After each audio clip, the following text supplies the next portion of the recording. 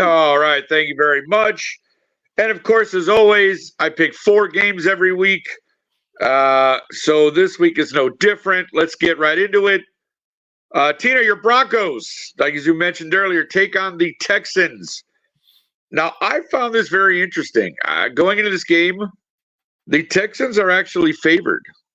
And I just thought that was very interesting because maybe because it's a home game, I think, for the Texans. I don't know. But I'm believing in your Broncos right now, Tina. I've always been a Russell Wilson fan. I like Russ. As you said, he's probably more of a game manager at this point, but your defense has come on. You guys are playing well.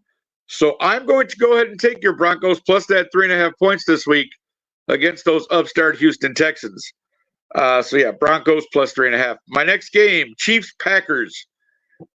I mean, yeah, the Packers are who we thought they were, right? Like, I mean, Jordan Love has had a good season, to be honest with you. He's done better than I anticipated, given that he's had injury at his running back and he doesn't really have a top-flight receiver. He's got Christian Watson, but they're running into the Chiefs this week, and I think the Chiefs just know that they have to continue to win to try to get that number 1 seed there in the AFC. And, Tina's favorite, Kermit the Frog, always finds a way to pull stuff out. Obviously, the Chiefs are favored in this game.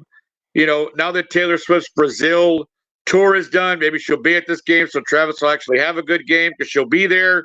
So I'm going to take the Chiefs minus the 6.5 points that they're giving up to the Packers because I do think they can beat Green Bay by at least a touchdown. So I'll take the Chiefs and Taylor Swift minus 6.5 points this week. We have Colts-Titans as my next game. The Colts are a little bit of a surprise. You thought maybe after losing Anthony Richardson, what would happen? But Gardner Minshew has stepped in and played very well. He's a very solid backup, but he's actually become the starter, so he's the guy there. And the Titans have always been hit or miss this year. They've had good games, they've had bad games, but this is only a 2-point line. And the Colts are favored by only, it's -2. They're favored by 2 points, but I do think that they could beat the Titans by at least a field goal. So I'm going to go ahead and take the Colts -2 points this week. And then, of course, my final game is the big one this week. This is, not necessarily for all the marbles, but this is probably one of the most important matchups of the NFC this season. You have 49ers-Eagles, which was a rematch of the NFC Championship game last year. We all know what happened there. Brock Purdy goes down.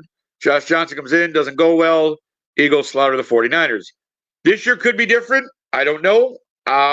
It's a 3-point line, and the 49ers are favored. And I just feel like the Eagles are finding a way to win regardless. We also saw what happened in Buffalo last week. You got to think that Jalen Hurts is an MVP candidate right now with the way the team is and the way he's playing. So I'm going to go ahead and take those Eagles, who are the underdog, plus the 3 points this week in the NFC Championship rematch. So just to recap real quickly, Broncos-Texans, I'm taking the Broncos plus 3.5. Chiefs-Packers, we'll take the Chiefs minus the 6.5.